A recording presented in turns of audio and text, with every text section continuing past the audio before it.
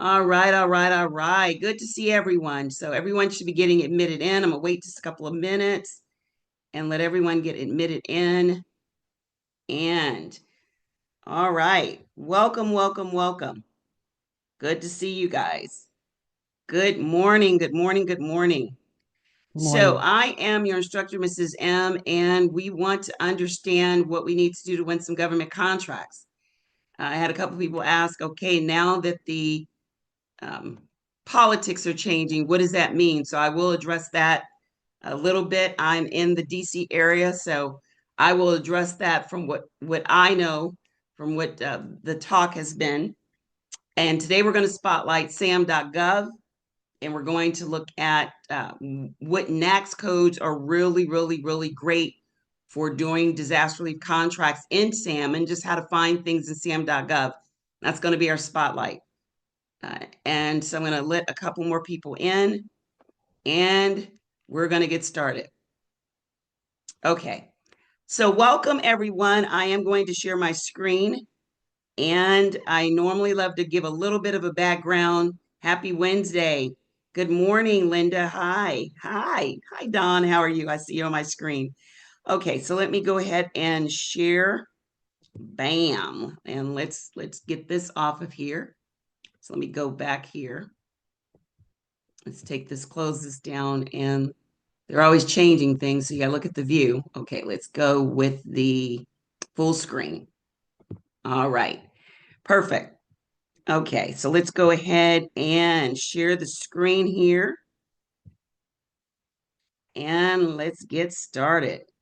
Now, I saw that one up there. Let's go ahead and come here, go here, and there we are. Perfect. All right. So once again, my goal is to get you on and off in about 45 minutes at the most, going through everything. Now, I always like to tell people that I like to be educated and entertained. I like to be both. So my goal is to hopefully make this a little more interesting for you and educate you at the same time and to make it make sense. Now, what I'm going to do is give you what we call the high level. The high level means this gets you to think of what you can do. That's the high level. So if I say I'm going to bake a cake, and then I say, okay, I'm going to bake a cake and I'm going to put in the ingredients, and then I'm going to turn on the oven, and then I'm going to get started. That didn't tell you what the ingredients were, right? I didn't give you what all the ingredients were. That's the eye level. The eye level was going to take the eggs and we're going to put in this particular type of oil. I'm giving you real specific things. And we know that we really uh, have it. It's kind of challenging to give all of that kind of information as far as specific details in this time frame. So the point of the Govcon Lunch and Learn is to give you one or two nuggets that you can take, implement, and if you want to know like the ingredients, how many eggs, what type of eggs, how long should the eggs sit on your counter before you put them in, then guess what? Stay with me to the end and I will have a way for you to get that type of information. Okay? So let's get started. So we know that government contracts is multi-millions of dollars. The problem is, how do you win those contracts? How do you really win them? And that's where a lot of people get confused because some people make it sound easy, some make it sound hard, some make it seem as if all you have to do is close your eyes and you're able to. Hi, Alicia, good to see you. And you're able to get it. So we want to make sure that we understand what we need to do. And people have won millions and millions of dollars. But we want to break it down to how can we win that small amount to get started. That's the key. And usually there's going to be some easier ways to win. And I found three that are easier for me and our students. And hopefully they will be for you as well. What are those three ways? No bid is my favorite. That means that if you position your company in a way that they want you, they know you're there, they're interested in you, then you may not have to bid on the contract. They can award you the contract without bidding. That is the best way to win a contract. The second way is where you will find a expiring bid and then you bid on it. And you get all the information like what was the previous price, who won. That makes sense because now you've got more information. you may want to find a contract that is coming out. And then last, you may want to look for a contract that is current. And that's what we're going to spotlight today. sam.gov are current bids. I have people that win on sam.gov all the time. Now, you're going to hear people say by the time it gets on SAM, it's too late. Well, that's not true. It isn't, because we've had students win Dell computers. We had someone win $166,000 bid for Dell computers. Yes. Now, let's give you the real deal. Did they need to have a nice amount of money to purchase the Dell computers before they sent them? Absolutely. They had to. So they were able to use their credit cards, and the credit card is what they used in order to purchase it. So, well, Miss M, I don't have credit cards that are going to allow me to have that kind of access. A lot of people don't, and that's the reason why we're going to look at other ways to win. So we're going to talk about the pros and cons so that way you know what makes sense to you. So we understand that in order to win a government contract, there are certain things we have to have. And like I said, my goal is to give you some clarity and confidence so that you understand where we are in the government process, what are the chances of you winning some contracts, and what's the pros and cons. So first, do I need a certification? If I were to say anything that I think is going to change within the next 6 months, is going to be certs. I believe that this administration probably is going to look at ways to make it challenging, a little bit more difficult. If I had to guess, because there's 4 types of federal cert: woman-owned small business, HUBZone, 8A, and veteran. And I do believe that that might be where the shift is. So if it were me, what would I do? I would I'd get my certs together. That's what I would look at. And so, yes, I would look at getting my certifications together. They made it a lot easier. They're all on one platform. Now, there are 2 types: federal and state, federal contracts and state contracts. Love them both. I've won them both, and we have students that won over $250 million in government contracts. That means federal and state. So even if some of the federal contracts change, which I don't think they are, but I'm going to tell you what I do think is going to change is where the contracts are going to be. That's the key. They're still going to have a lot of contracts. It's just going to be where the contracts are. Don't you have to make at least $10,000 per month to get your 8A? Absolutely not. No, you have to be in business for 2 years for your 8A. Or if you're trying to go under the 2-year threshold, you have to demonstrate that you've made $100,000 in business. If you haven't made $100,000 in business, then you can wait the 2 years.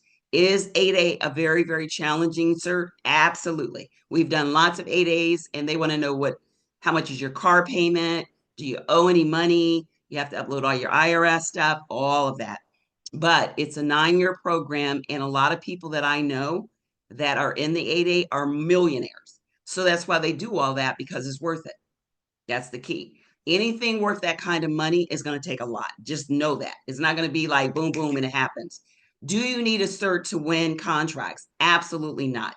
I know people that are winning millions of dollars in contracts, specifically a young lady that we just interviewed that has won 9 million, and she doesn't have a cert. So let's look at what we do need. So we have several key testimonials. This is Bree. I just did an interview with Bree. She did $9 million, and she's doing debris removal. And she started out right where you guys are on the Govcon Lunch and Learn. She then joined 1 or 2 of our programs. And I knew that Bree was going to do it because she's one of those people that continue to call us, asking questions. So I knew she was curious. So this is us doing our conferences. I love doing the free training. I do at least 1 free training, similar to what we're doing now, but only in person. So I love doing the lunch and learns and the free training. And just to let you know, everyone sitting in this room has won a contract. This was one of our VIPs, and everyone in this room has won a contract. The one young lady here won on dibs. This young lady won a state contract. These are the 2 right here that won the computer contract. All of these individuals are rocking and rolling. So we definitely know it can happen.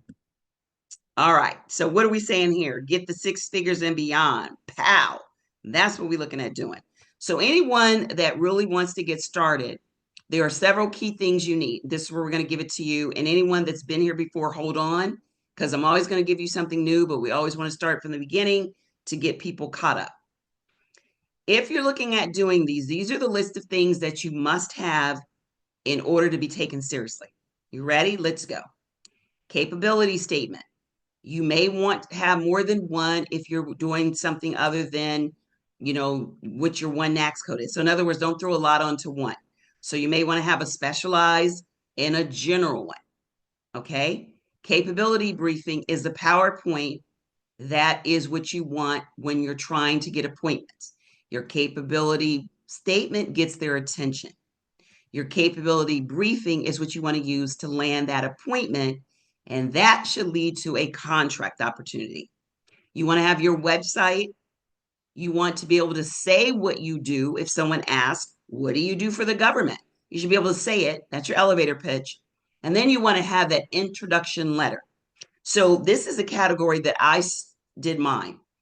I first created my elevator pitch because I wanted to hear what I said I was going to be able to do.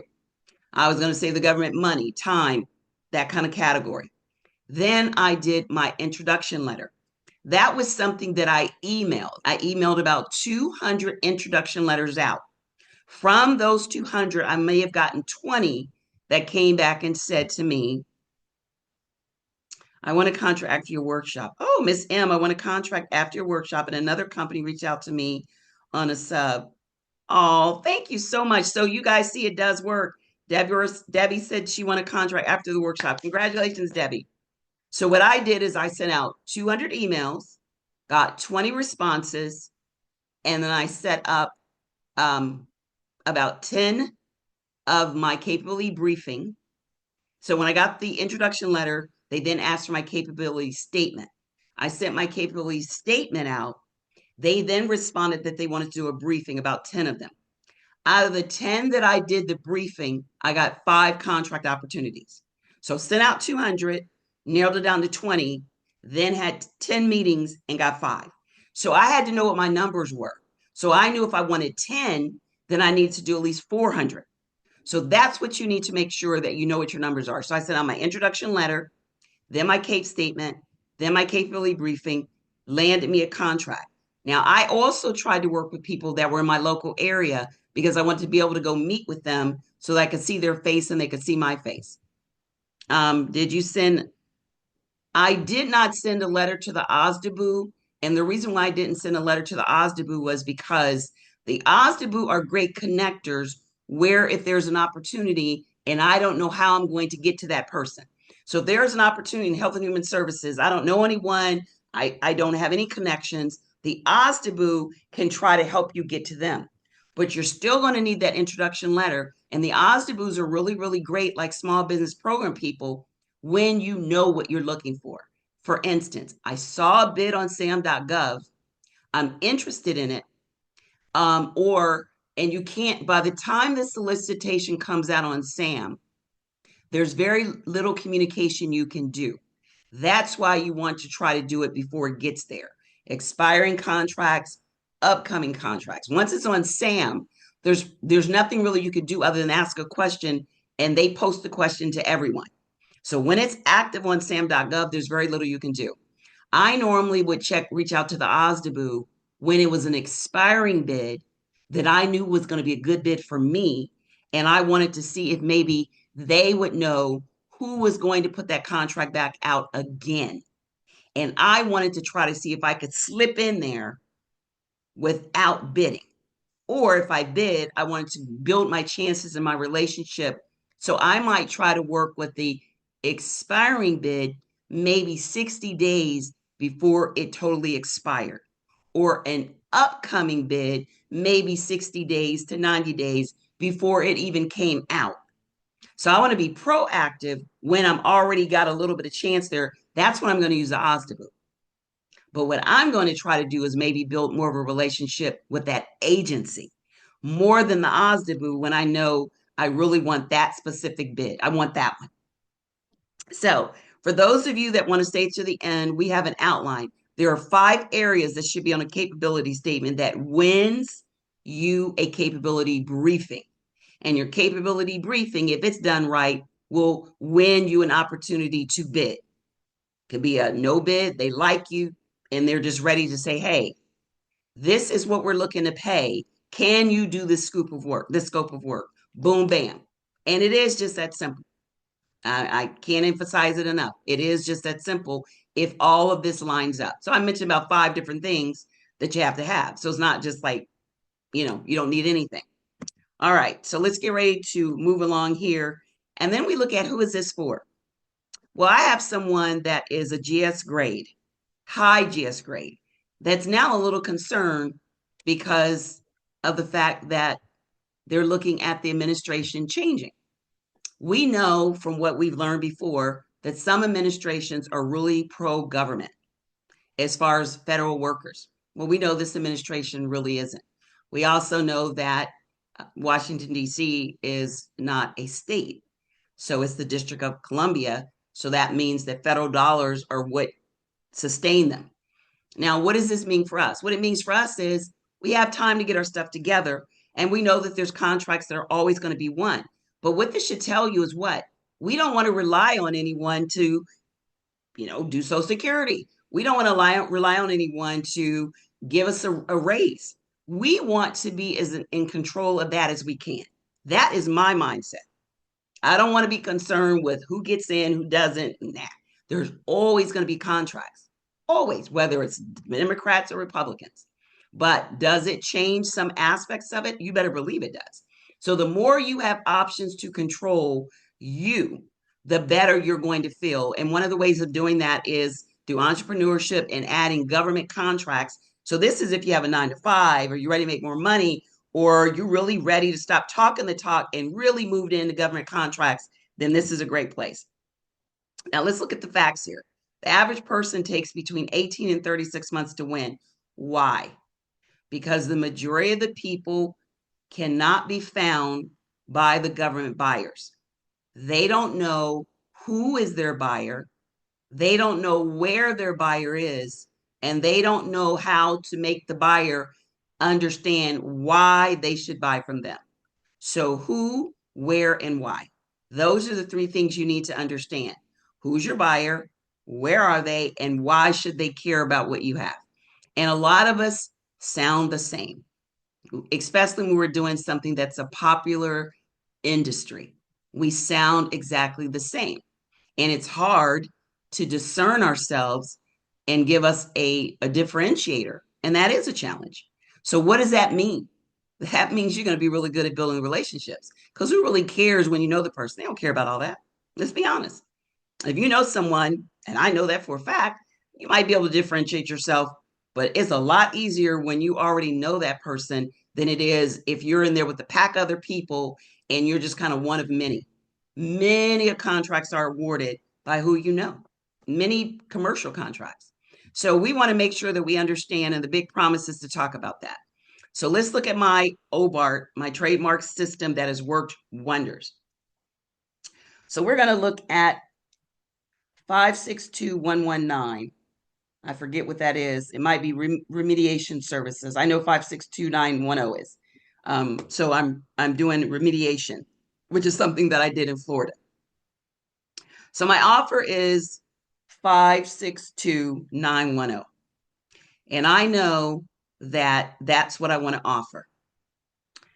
The next thing is, how do I find the buyers that are interested in that? Then I need to narrow down the way I want to win. That's my avenue. Then relationships are important, and teaming. Teaming is pretty much going in with another small company, and they may have one thing and you have something else, and then you team together. This works for any industry, and I always suggest not having more than 3 NAICS codes, all right? Now, I'm a firm believer that some of the smaller agencies are a great fit.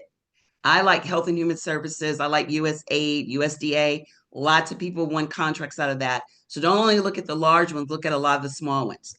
So my story is, I was in the Air Force. I stayed in for 12 years, but I knew that I wanted to do something else. And so I ended up getting out in, I think it's Panama City, Florida, moved to Atlanta, Georgia, where I opened my boutique. But the one thing I realized was it was fun. It was cute. It was pretty, but it didn't make me that money. I'm about the money. and fun and making a difference in the community. And this just wasn't going to do that. So then I started a commercial business and I learned one thing. Leveraging people is always going to go further than you doing it by yourself. So once I started hiring people, I realized I wasn't no longer trading my time for my money. I was able to get more out of it because you only have 24 hours. Can't think for time you're sleeping and all that. So then when I realized that I could hire people and I looked at this mix, I had 60% employees and 40% sub. And then I started adding government because I moved to DC in 2008 and I've been here ever since. So once I did that, I've been able to work with about 25 government agencies, had over 30 NAICS codes, and I've been doing this for about 28 years. So now, where are we in the budget? The budget's supposed to be approved, I think, sometime in either November or December, which means what? That means that a lot of contracts, and I don't know how it's going to look now with the budget, but that means that there are a lot of contracts that are going to have to be where they're not going to be put on the budget. They're more or less going to have to be kind of who you know, because some agencies are going to constantly have money and there's some that are going to slow down. So we want to make sure that we understand that. And so once the budget gets approved, a lot of the items are going to be the ones that are going to be a little bit larger. We don't really have to worry about the DRC. Disaster relief contracts are there. Why? Because they're in the states that we know this administration really likes. North Carolina, Georgia, Florida. So we have to be smart. That's the goal. We have to be smart and we have to look at what's going to be a good fit for us. So I think that disaster relief contracts are great. I think reselling to the government is going to be great. And I think doing the middleman. Now, I'm going to talk a little bit about the middleman before I spotlight sam.gov, the pros and cons. So I made sure that I really got to know three agencies: Veteran Affairs, of course, GSA, and Homeland Security. What did I do next? Once I knew that I wanted to work with these three agencies because I figured out they were my buyer, I went to usaspending.gov. That's where you're going to go. And you're going to be able to put in, and I'll share with you in just 1 second. You're going to be able to put in who's your buyer. So let's go ahead and go there. So this is what I love doing, teaching in person. That's why I love having a lot of workshops. So hopefully you guys will be able to join me and enjoy that as well. So if you're looking at doing the very first one that's easier to win, it's a disaster relief contract. We do them ourselves. We have several phases that we do, and we work with companies from large equipment like trucks and all kinds of dumpsters to where you're going in and you're doing home inspections. FEMA has awarded the Federal Emergency Management Agency, which is under Department of Homeland Security, has awarded lots and lots and lots, I mean, millions and millions and millions of dollars to 2 or 3 companies that then they're considered a tier 1. So there's a prime contractor. So FEMA is a government agency. They award a contract to a large prime contractor. They awarded it to a company, several, to go out and do housing inspections before you receive your FEMA check. Lots and lots of inspections. So let's say there's 3 companies that FEMA awarded those contracts to, 50, 60 million. Well, they then need subcontractors. So that's considered a tier 1. A tier 1 might be a mid-sized contractor, federal contractor like you guys, but there may be maybe a mid-size. So large is doing multiple millions. I mean, like 100 million. Tier 1 might be doing 10 million. Tier 2 is more of where we come in, where you're doing maybe 100,000 or trying to get to 100,000. So there's the government agency, there's the prime contractor, there's tier 1, and your goal is to try to get contracts with the tier 1 company as a tier 2. So I hope that made sense. You really want to look at doing recovery. That's what they're doing right now. It's hard to get mitigation, preparedness, and response. Response you might be able to get, but most of the time when they do response, they're doing fire department, They're doing the very high end people that are very skilled, like what happened in Florida. They're not sending people in during the response unless they've been really skilled because there's alligators and there's electrical wire down, and they're not trying to have anyone get killed. So the recovery is when kind of all this has gone away. Now, if you're looking at winning contracts in disaster relief, let's say we want to do 562910 in recovery. What does that look like? Well, I'm going to see if I can find a tier one company to come up under as a tier two. You're going to need at least $1 million in GL. That's probably like $100, $125 down, and probably $40 a month. So it's not expensive. They're only looking for GL, general liability of $1 million. That's kind of what you're going to need for disaster relief. You are going to need your website and CAPE statement, and you want to get one that looks like it sounds like you know what you're doing. Put mitigation on your, debris management, that you want to really know what you're doing. I'm giving you the high level, not the high level, because with our students, we give them specific words and verbiage on what to say. But this is where you want to get started. Then you're going to go here, which is to, let's get out of here. Then you're going to go to here. For all you guys that are interested, you're going to simply come here and sign up under FEMA. Now, signing up under FEMA is probably not going to really affect you until the next hurricane season. So day late, dollar short. Where you're going to really come in and make some inroads is going to be when you find that, because the chance of you getting a contract with the 5 major prime contractors that we know that we work with is going to be a challenge. So your best bet is going to be a tier 2 underneath the tier 1 who's under a prime contractor, and the majority of everything is turned over to the Army Corps of Engineers, and they in turn turn everything over to usually Ashbrit, ASHBRITT.com. That's one of the 5 prime contractors that are heavy hitters that aren't going to normally work with you unless you have like 40-yard, dumpsters and real specialized equipment. And so the goal for you is to try to find a tier 1 where you can come under as a tier 2. And a lot of that is going to be in your housing inspection and monitoring. They're doing about $40 a house for about maybe 20 minutes of an inspection. So there's a lot of different ways that you can get started. I'm giving you the high level. Now, how do I know? So I know what I'm offering, 562910. How do I find my buyer? I come to usaspending.gov.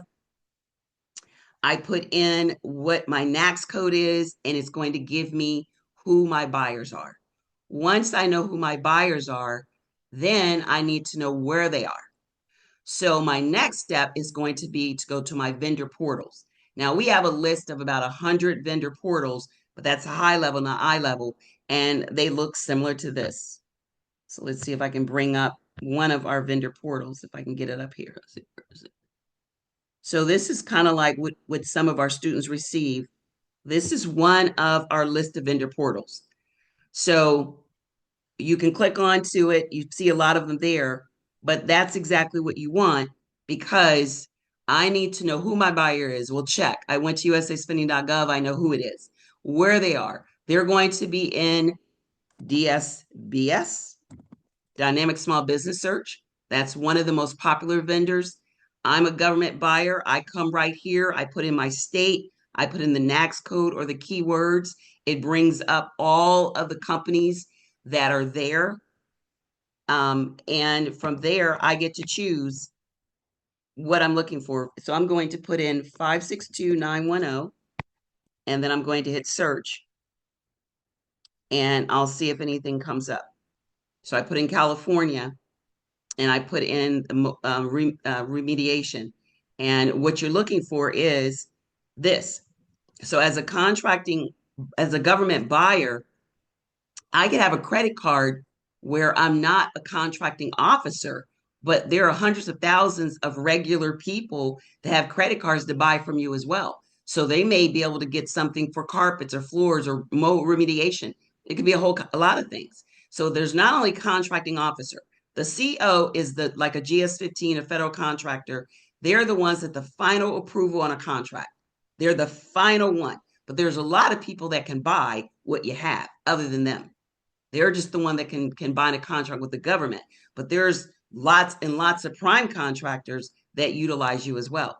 So where are the buyers? Well, one, they're going to be in DSBS looking for you. If you're not here, or if you don't have something that piques their interest in your capability narrative, they're going to keep it moving. The next thing is they're going to be in their own portal. So if I'm Health and Human Services, I want to make sure if I'm looking to do business with them, I'm registered in the Health and Human Services portal.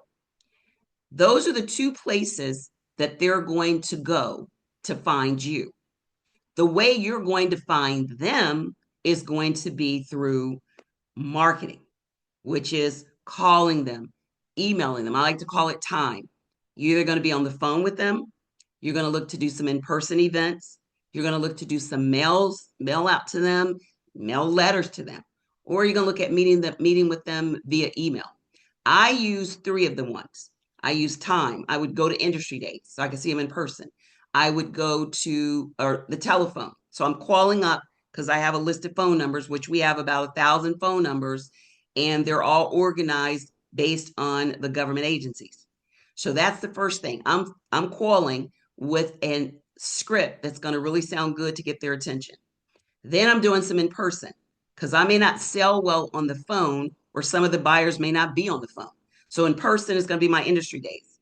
And I usually get mine together before the year. So I'm looking already at 2025 for what industry days. A lot of them fill up, you've got to register. Then the next thing I'm going to do is I'm going to do emails. So I'm going to do a lot of emails because emails build a lot of relationships because you can build that kind of bond. Mail outs, I don't do a lot of M for mail outs, but just remember time, telephone, in person, mail outs, and emails. Pretty much that's the only way you're going to be able to market. So if they're looking for you, you need to be where they are. If you're looking for them, you're going to use one of those four methods. And of course, you're going to still have your capability statement, all that looking good to even get their attention. The last one is why. Why would I want to buy from you? Well, if I don't have that relationship, then maybe you want to buy from me because I have something that is going to be different. Maybe I have some kind of training program that's going to train my staff faster, which is going to save the government money. Maybe I have some kind of cybersecurity software. You're getting the gist of it. It's a challenge if you're doing facility support services or you're doing mode remediation to really, really come up with a differentiator that blows them away. So you've got to come up with something. And one of the ways we do that is we think of a signature offer. What can you do that's unique? Well, we created Encore Enhanced Program. My company's Encore Enhanced Program was something that we created because we knew that if we were doing mode remediation, it had a lot to do with air. And so we created something to reduce the allergens and we called it a name. Well, just doing that made it seem different. So I don't go into that. I'm giving you the high level, start your juices thinking, but you could spend just a whole hour on just setting yourself apart. The next thing is, what avenue do you want to win? So I know I want to do 562910, which is remediation. I want to do it during the recovery. I've already gone to FEMA and sent and filled everything in, and I went into SAM because you do have to go into sam.gov if you want to do the disaster relief as well. There's an area in sam.gov. Now I'm going to make sure I'm in the portal. I want to do it with Health and Human Services. Or FEMA is my number one buyer.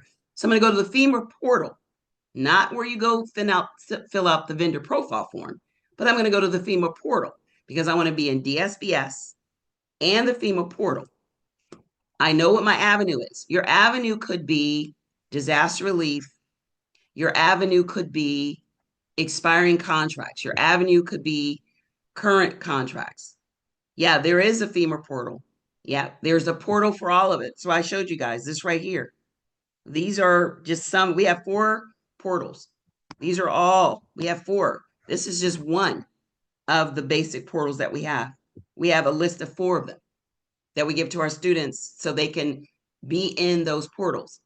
And we always teach people to come to DSBS, but you also have to make sure you use the right keywords in order to be found. So it's not just being in DSBS, it's how you put it all together in DSBS. Okay. Anyone can tell you to bake a cake, but if you want a moist cake, there's certain things you have to do. That's the key. Anyone can say, okay, sign up in DSBS and you'll be found. No, not really. It's all, I mean, there's lots of people that are in DSBS. It's all about being found. Do you have to register if you're looking to do temporary housing as well? Yes. We are required to take FEMA's courses listed on their portal. No, you're not required to take any courses on FEMA. You're just required to be registered with FEMA. I know people that are they're working with FEMA through the companies that won the contracts to do the housing inspection. So you don't have to take them. I mean, if you're looking at being a housing inspector, they're going to train you, but you already have the job by the time they do all that. You're not doing all that and then. All right. So now I know what my avenue is. I want to do disaster relief, or I know that I want to do the middleman. I don't want to do disaster relief. I want to do the middleman. And let's say I want to do the middleman, and all I need to do is come to usaspending.gov, and I can easily find out what NAICS code is winning the most money. And once I do that, I can then decide, as a middleman, do state and local governments pay you for the work done? As a middleman, yes. And they normally pay in net 30. Yes, absolutely. So I want to do the middleman and I want to do a federal contract. I can do a federal contract anywhere. If I'm looking to do state, I have to be registered in that state. So if I'm looking to do North Carolina, I can't only be registered in Florida, I have to be registered in North Carolina. I'm going to come to usaspending.gov, find out what NAICS code is doing the most. I know for me, when I've done the middleman, I want some knowledge of what I'm doing. I don't know anything about cybersecurity, so I may not do cybersecurity, but some people feel they can, so they have no experience with the middleman as far as what they're looking to offer. They're depending on someone else to be able to do the work. And then the last thing I'm going to do is I'm then going to, is there a way to find out who won a previous? Absolutely. You can go to any one of those, usaspending.gov. You can go to FPDS, which is expiring.gov. This is one of my favorite sites to find contracts. You can easily see who won the contract there. You can go to usaspending.gov. There's a lot of places. You can go on SAM. So there's a lot of places to find the pricing and everything for that. Now, the last piece of the OBART. O is for offer. You want to have your signature offer in the O. B is for buyer. Who is your buyer? Where is your buyer? What portal are they in? And why should they buy from you? Then you want to choose your avenue. The easier avenues are the no bid. And I'm going to show you on SAM, the quotes and sources sought. I really don't think a lot of you, unless you want a contract, that you're ready for a request for proposal. They can be kind of tricky. Then I'm going to go to LinkedIn and among other places, and I'm going to look at building my relationships. Relationships trump a lot. So if you want to get found, LinkedIn is my favorite one. This is my LinkedIn profile. And so you definitely want to have a LinkedIn. LinkedIn is you, and then you put in the information about your business, but it's under your name. And then you can also build a business page. So LinkedIn, I know, works wonders, because if I know that I'm going to want to work with health and human services, I'm going to find some people on LinkedIn that are in my DC area where I can meet with them and build that relationship. I love building relationships in person. LinkedIn is by your geographical area, so it's a great place. And I know a lot of people that do great things on LinkedIn. So that's what I'm going to do. Now, let's go to highlight. Let's go to, let's see, where was I? I think, let's see, here we go, sam.gov. So if I'm looking for a contract, and this is where we're going to get ready to close up after I go over this. And then anyone that's interested in learning more of the details, how do you find the previous prices? What exactly do you put in your LinkedIn profile? What do you put in your introduction letter? What should you put on your capability statement? How do you put the keywords to get you found? Those are the things that are the eye level, sort of like I talked about when you're baking a cake. So a lot of individuals think they can go from 0 to 1 million. When you're looking at winning a contract, they're looking at you going from maybe 25,000, maybe 30 to 100 to 250. You want to try to get three similar performances.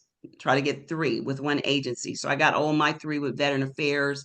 Then I started once I won like 166. Then I could start going for 300,000. Now some people can build a relationship depending on that agency. They can get a $166,000 contract right from the bat. Some people get a 300,000. I know that our students have, but the majority, because I always like to say, there is the exception to the rule. A lot of the cases you hear for the $1 million contracts, 9 million, they're the exception. They're not the rule. And most of us are the rule. So we want to know what we need to do for the rule. If we win one from the exception, great. But we want to know what. So the average is going to be, if you don't have any past performance, you're going to maybe be able to get one under like 100,000, and then try to find one with that same agency for like, 250,000. And then now, yes, of course, with the middleman, there's some rules and regulation to how you can sub it out. That is true. Anything over 250, you do have to do a percentage of the work. Now, if I'm looking at sam.gov, I'm going to come here and I'm going to put in my filters. Everything from usaspending.gov to fpds is all about the filters you set up, because you're filtering information in what you want to look at. So I put in federal agency, Health and Human Services. Why? Because that's my buyer. Then I put in the sources sought. I put in pre-solicitation. Combined synopsis I'm sorry, it's not consolidated. I want to put combined synopsis. So let's go here. Those are going to be your quotes. All of those are quotes there. So let's come here. Let's get this one out of here. And I'm going to come here and put combined synopsis. And I have my favorite, which is sources sought.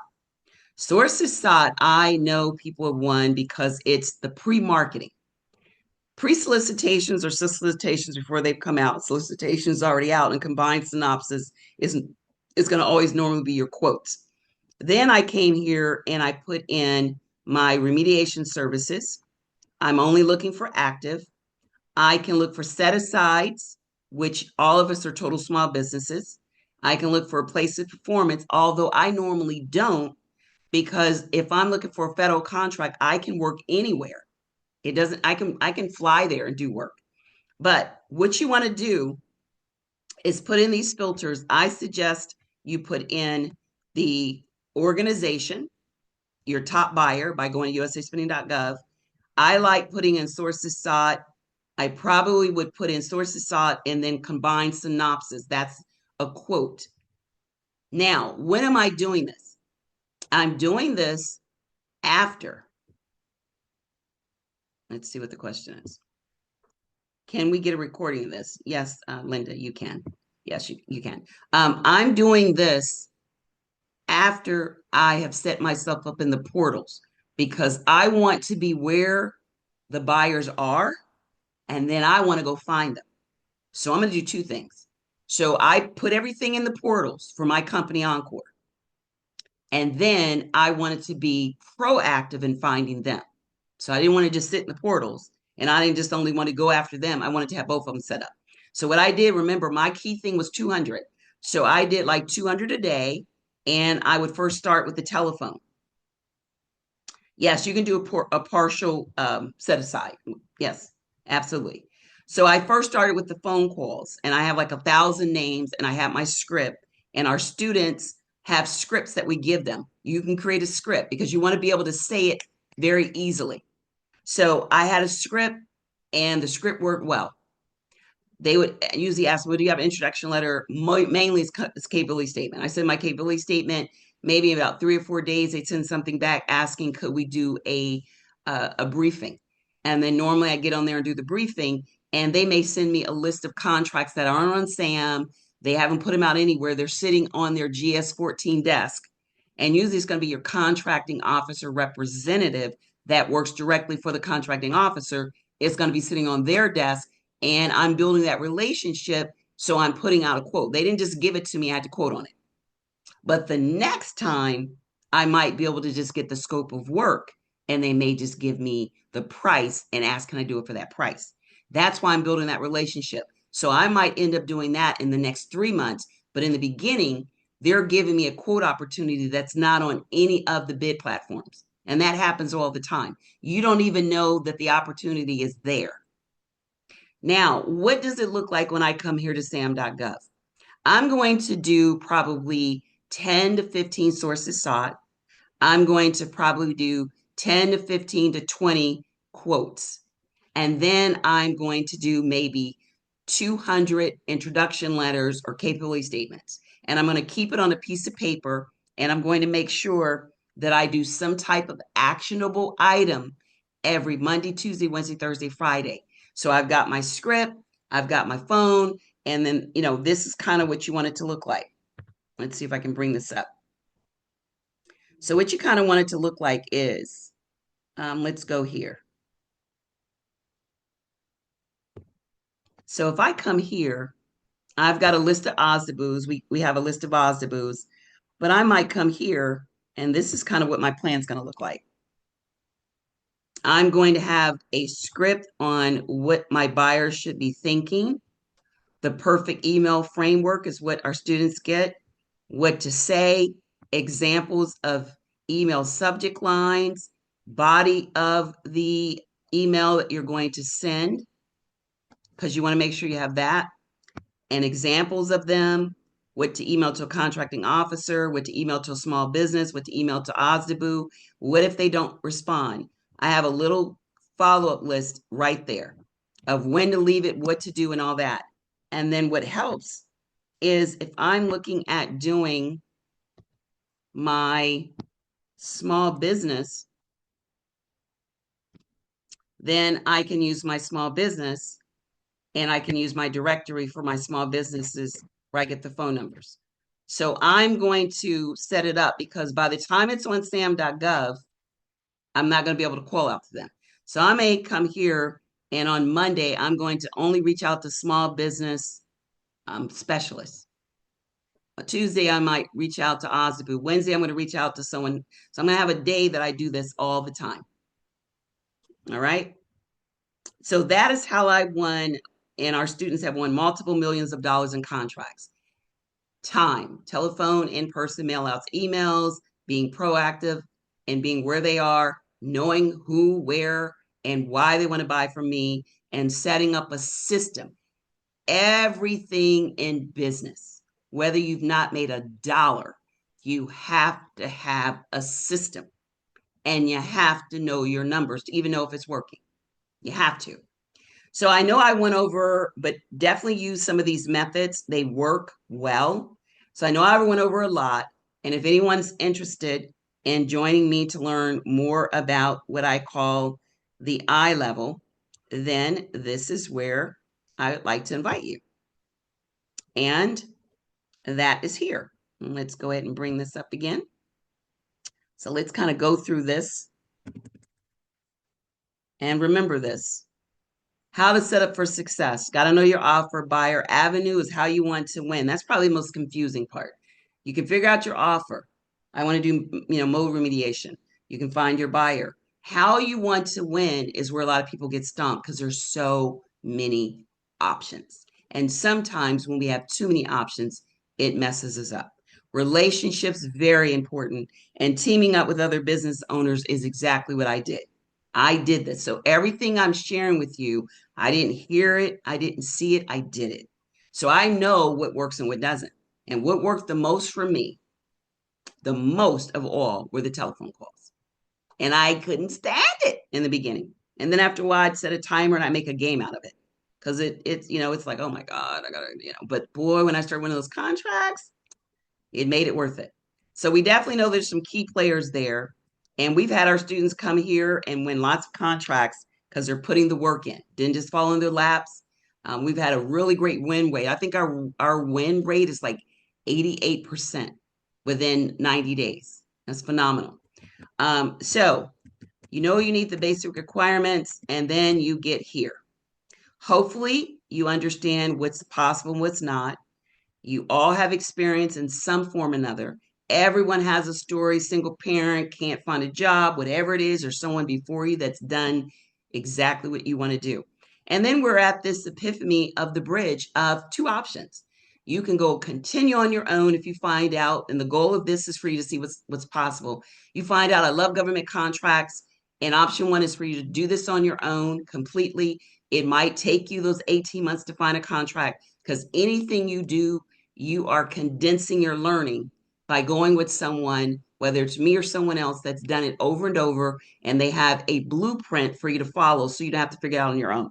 That's exactly what it is. So everything that I showed you is at no cost. But if you want to condense the time, you're paying for speed, you're paying for community, you're paying for someone that's done this, has been doing this for what, 28, 30 years. That's the goal. Okay. But I always like to let people know because they can definitely do it on their own, but it might take you 3 years. I know a lot of people have cage codes and they still have their cage code and they still have their cage code and they still have the cage code. But that's all they've got is a cage code because they realize that it's a little bit more than just what some people make it sound like. So for anyone that's interested, I'm trying to find my little, here we go, my little cursor here. Thank you for the awesome training, Miss M. Oh, thank you, Alicia. And you're in DC, so I know it's going to be crazy there. But yes, so everyone comes to the point where they've got to decide what they want to do. Hopefully, you'll continue on whether you go with me or not, because it's been a game changer for me. But for those of you that do want to come with me and learn more, there are so many things you can do. Oh, thank you guys. Thank you so much. What we have for you, if you want to jump aboard, is a package to help you learn.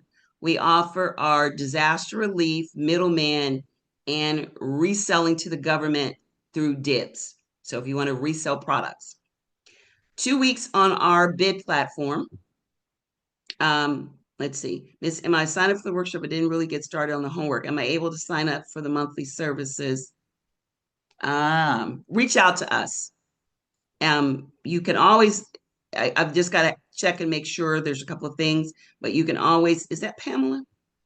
Yeah, so Pamela, I do remember you. Just reach out to us, Pamela, at support at the govedge.com and put that information in there, and I'll have my team get back with you tomorrow. You're the best, and you deserve the best piece. Oh, great, thank you. So for anyone that might be interested, this is what you will receive as a welcome to our family. We have a bid platform that's going to give you bids. I'm going to share with you that in a minute. We have small groups. We have quarterly meetings. You can upgrade to any of our courses, which our favorite popular is Crack the Gov Code, and you get full credit from this workshop if you do become a Crack the Gov Code student. This workshop gives you lifetime access. We update it often. You have 24/7 access to our on-demand portal, which I'm going to share with you in a second. We have great testimonials, and it is $297 for you to receive the on-demand, the live like we have now. We do 2 lives with our government workshops for the disaster relief, the middleman, where I share with you how to find the bids and give you so much more information.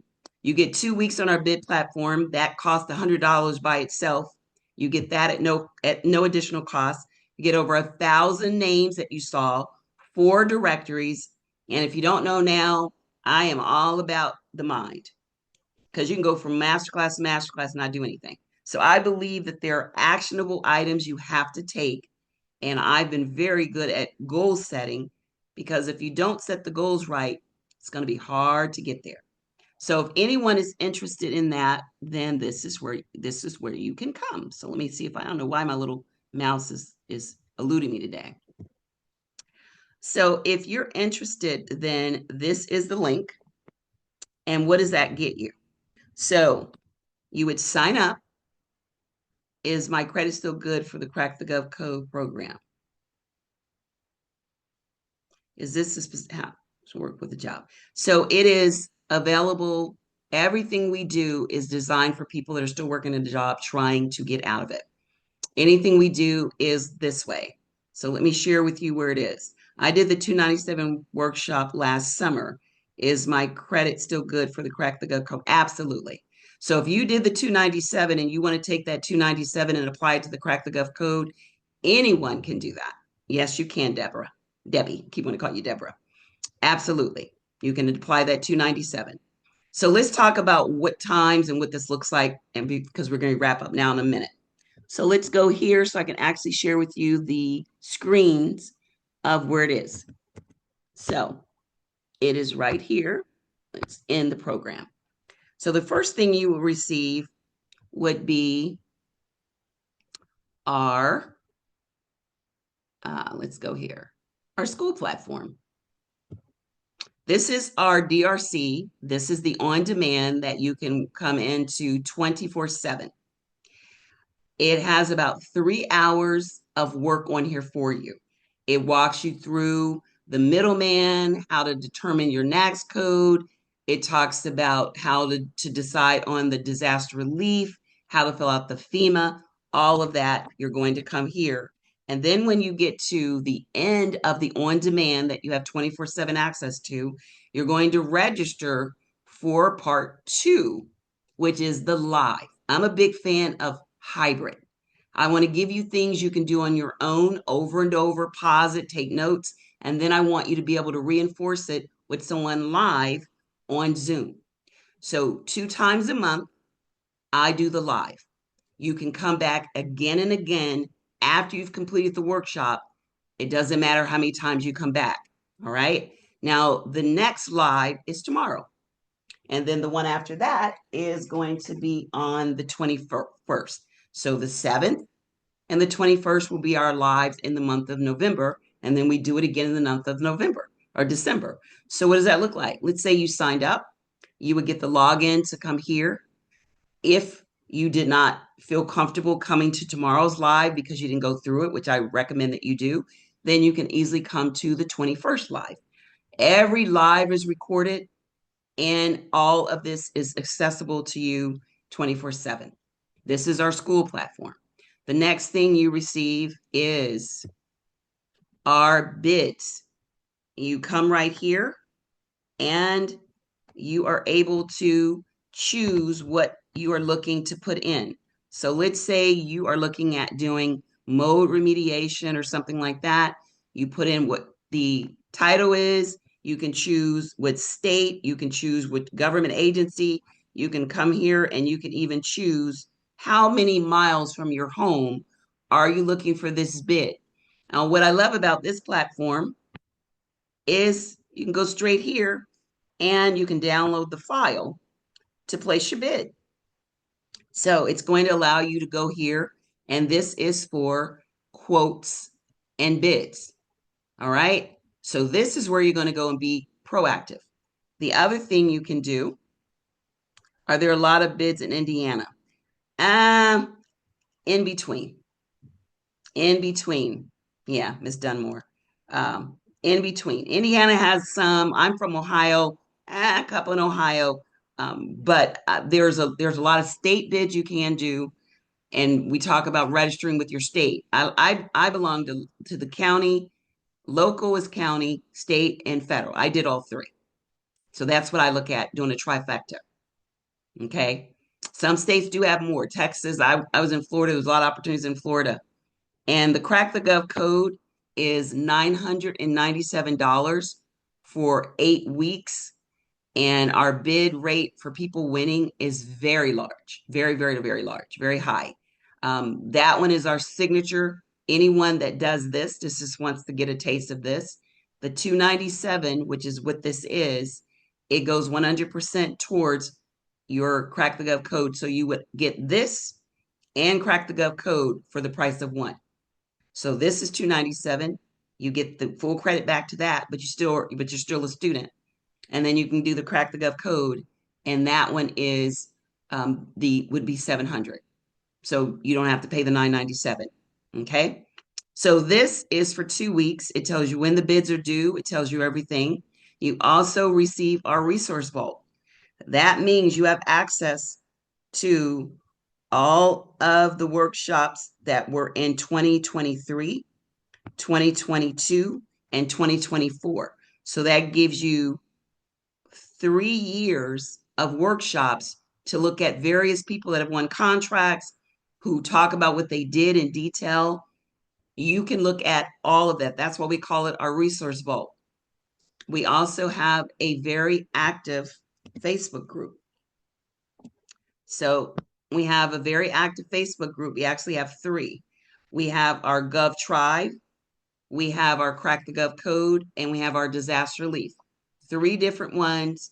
And I normally tell people to be involved in all three, because then you have close to 45,000, 4,500 people that are there. The other thing you receive is the following information. You receive templates. These are all the things you receive.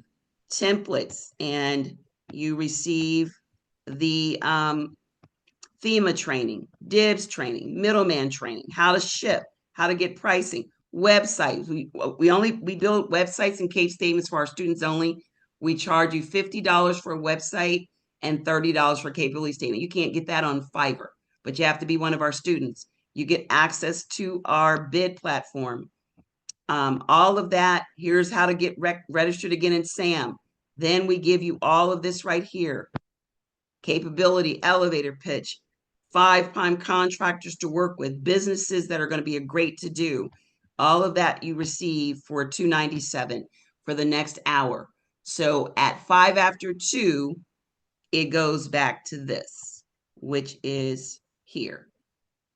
This is our actual website, where our company is the Gov Edge, and this is where we have all of what we do, which is your workshop. If you click there, you're going to see that the workshop is normally $397, but we give it to you for $297 because of the fact that you're here. So if you come here and you click onto it, which you can purchase it directly from here, if you register here, it is going to take you to a link for $397.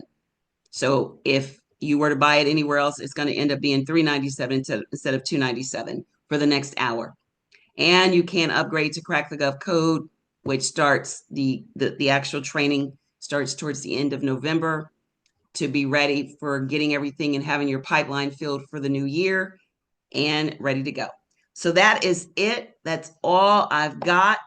I'm going to go ahead and see if there's any other questions before I wrap up. How much is what again? So this workshop is $297, normally $397. This is the code to sign up if you are interested in the $297. Expires at 5 after 2, and it will be $397 from that point. Just know we've had people win $1 million contracts from just this little workshop, definitely from our Crack the Gov Code, but we have people win from the $297 investment as well. So that's it. And I hope you guys decide to move forward, whether you come with me or not. It will maybe make a difference in my life, but maybe more in yours. Because I always feel that if you're spending your time and spending your money with me, it does make a difference in my life, because we wouldn't be here if it weren't for you guys. So some people say, oh, if you don't sign up, it's not going to affect me. Oh, yeah, it does. People pretend. Yep. But, I'm always grateful for I won. Let's see. I won for. Oh yeah, Debbie writes that she won from the $297 workshop. Thank you, Debbie, and I hope to see you in our Crack the Gov Code to further your learning. So thank you guys so much. Hopefully, I will see you in the next workshop, which we have live tomorrow, or the one on the 21st. But I hope I see you again. And yes, absolutely. What time tomorrow? Tomorrow's is always 12 noon. Okay, thank you. And it is recorded. So anyone that can't be there, you get all of the recording, just like I showed you. This right here is everything you receive, which is the DRC. So you get all of this. I plan to sign up. Well, you've got that hour for $297. So just remember all of the things you receive. And I look forward to seeing you guys again real soon. Okay? Take care. And if for anyone that wants my number, here it is right here, 407, if you have any questions, 8228. All right. I'll be around for about the next 30 minutes or so. Have a fantastic Wednesday, and let's make that money. See you guys. Bye-bye.